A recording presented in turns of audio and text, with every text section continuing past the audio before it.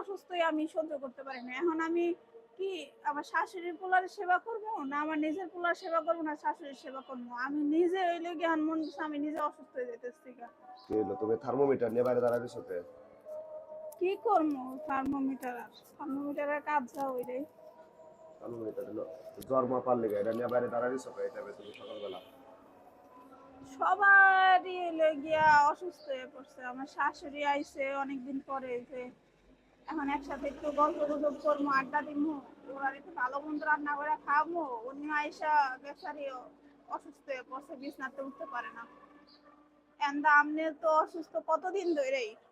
মানে আমার পোলাও কালকে রাইতের থেকে জ্বর, মানে ও ঘুমাইতে পারে না, ওর জন্য সারা রাত জায়গা রয়েছে।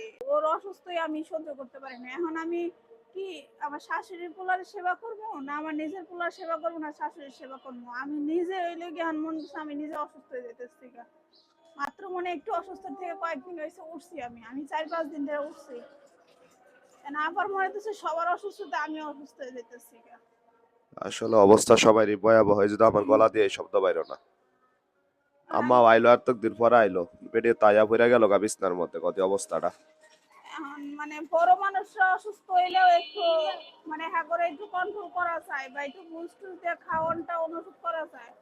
আমার পোলা অসুস্থ হয়ে গেলে আমার মানে মাথা ঠিক থাকে না, আমার তখন মাথা সব আউলা হয়ে যায় গা। কি আর করার কও, একটু পরিশ্রম করা লাগবো আর কি, কিছু তার করার নাই। এমনি তো হইলো গিয়া জ্বর তো জ্বর ঠিক আছে, আগে কয় শুরু হতেছিল একটু ঠান্ডা কাশি গলা ব্যথা কাশ।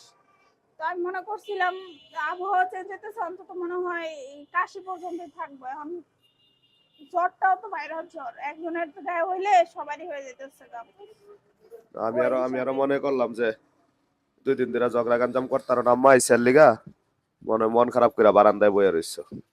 না মন খারাপ ওটা না, ঝগড়া লেগে আমার মানুষের মন খারাপ করে নাকি? ঝগড়ার মুড আইলে ঝগড়া সবার ঝগড়াটা সামনে বেরিরা করা তো যায়। ঝগড়া না করতারলে ঝগড়াটা বেরি ঘর একটু কুসকুসানি থেকে জানা চুলকানি। আমি ঝগড়াটা বেডি না, এখন এমন একটা পরিস্থিতি মন টন খারাপ আরো করেন না। এমনিতে পোলা শরীর ভালো না, আপনার শরীর ভালো না, শাশুড়ির শরীর ভালো না, আর ইহা করেন না। ঘরে পুরো এতগুলা হাসপাতাল মানুষ হয়ে অসুস্থ গেছে। থাকলে এখন কেমনে মুড কি ভালো থাকে না মন ভালো থাকে?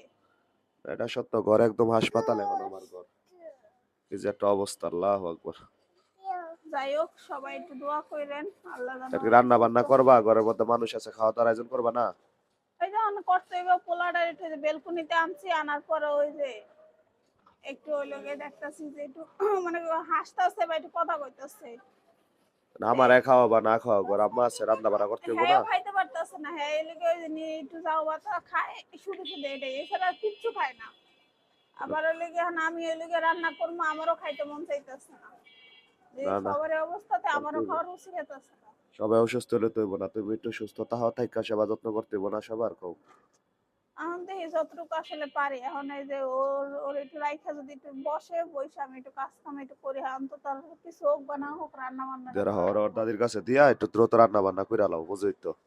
হ্যাঁ, রান্না বান্না না করলে আরেক ঝামেলা, সুস্থ থাকতে হইব খাইয়া দেয়া। সুস্থ না তাহলে সেবা করতে পারবা না, জ্বরের লগে যুদ্ধ করতে পারবা না।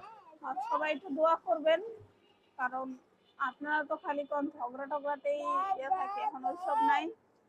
তো আমার ছেলে আমার শাশুড়ি আমার স্বামীর জন্য একটু দোয়া করেন যেন ওরা সুস্থ হয়ে যায়, কারণ আসলে সুস্থতাই সকল সুখের মূল। সুস্থ না থাকলে মানুষের কোনো কিছু দিয়ে সুখ আসে না। মানে অসুস্থ হইলে বোঝা যায় যে সুস্থতা এখন কত বড় এরা নিয়ামত। এরা হয়তো বা সিজনাল সমস্যা, কিন্তু অসুস্থ তো অসুস্থই, অসুস্থর লগে তো আর মনের ঠিক ঠিকানা থাকে না।